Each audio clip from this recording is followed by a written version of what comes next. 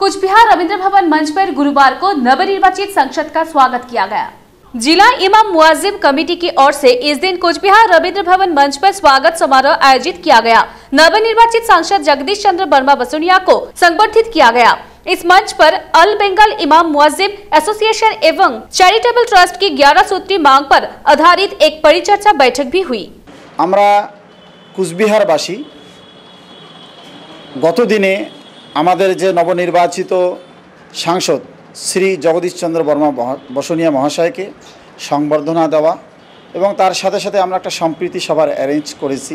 আমাদের রাজ্যের মুখ্যমন্ত্রী তথা আমাদের দিদি মাননীয় মুখ্যমন্ত্রী মমতা ব্যানার্জি মহাশয়ের কাছে আমাদের বিনম্র আবেদন থাকবে যে আমাদের বিশেষ করে কুচবিহার ডিস্ট্রিক্টের যে গরিব ইমাম এবং মুয়াজ্জিন সাহেবগণ রয়েছেন এনাদের দিকে একটু তাকাবেন। কি তাকাবেন?